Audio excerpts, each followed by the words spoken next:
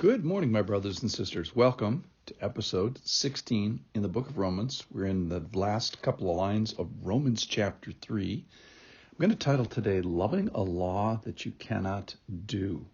So yesterday we're coming off the idea of this paradox, this great riddle that God has to solve, where he is a just God, and then he has to figure out some way to justify all these sinful people. So he starts with that this is his idea, that God puts this forward. It involves blood. It's received by the receiver by faith, and then that God does the heavy lifting and forgives and changes history. And then at the end of today's passage, he refers back to the law and says, hey, the law, we're not tossing out the law. We're still honoring the law and giving it a prominent place. Well, how is that? What isn't the law, nullified by all this? So here we go. This is from Romans chapter 3, verses. I'm going to start with yesterday's money verse, 26. It was to show his righteousness at the present time, so that he, God, might be just and the justifier of the one who has faith in Jesus. Then what becomes of our boasting? It's excluded. By what kind of a law? By a law of works? No, by the law of faith. For we hold that one is justified by faith, apart from the works of the law. Or is God the God of the Jews only? Is he not the God of Gentiles also? Yes, of Gentiles also.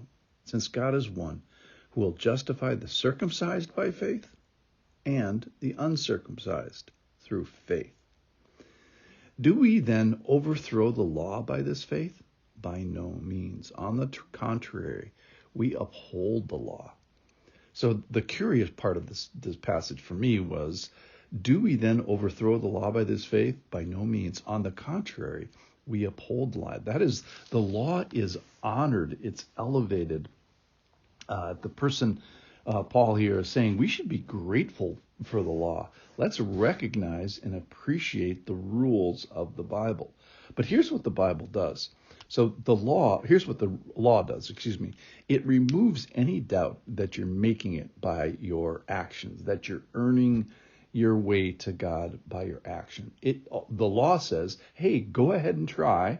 It almost invites it, actually. Go ahead and try. And eventually you'll say, I cannot do it. Now, if you're serious and if you look critically, as C.S. Lewis recommends, you won't even make it to lunchtime. If you tried to do good and to uphold the law, the frustrating thing about the law is you can't do it. In fact, that's the point.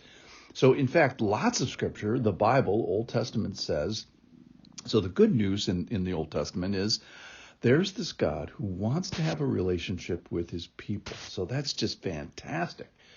The bad news is we are sinful people and we're separated and we're kind of deluded.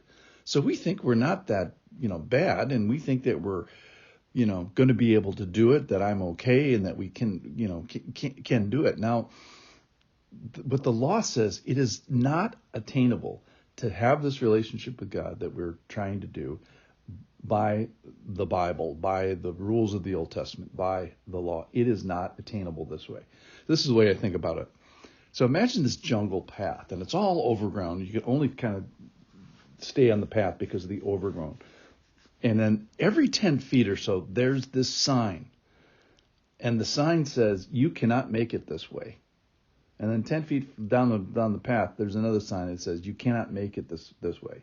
And another 10 feet, you cannot make it this way. And for thousands of years, God's people and God's not yet people have been walking down the path in this frustration, saying, I can't, get off this path. And then there's this clarity of the law, of Scripture, of the Old Testament says, hey, you cannot make it this way. You cannot make it by works.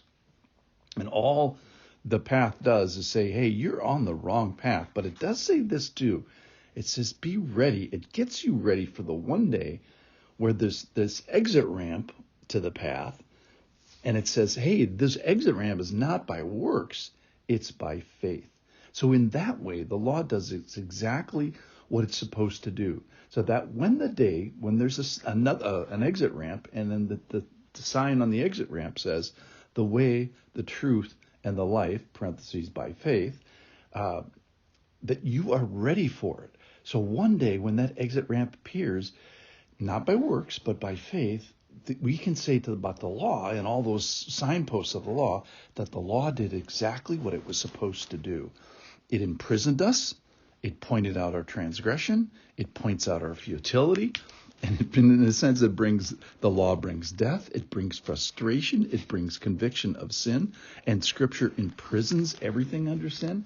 Galatians 3 says, but Scripture imprisons everything under sin, so that the promise by faith in Jesus Christ might be given to those who believe. So then the law was our guardian until Christ came.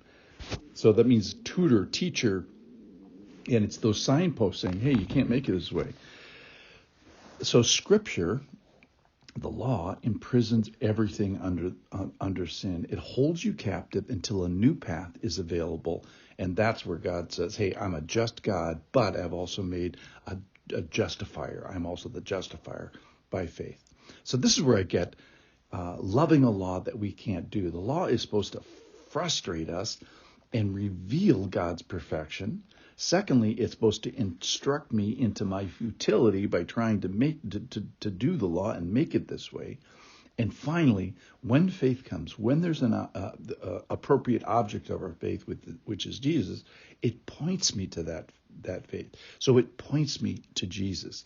Galatians 2:21 says, if righteousness were available through the law, then Christ died for no purpose. That's sobering. So it says, what the law says is, I need Jesus. I need a just God. I want a relationship with God, and I need the justifier that he has made through faith.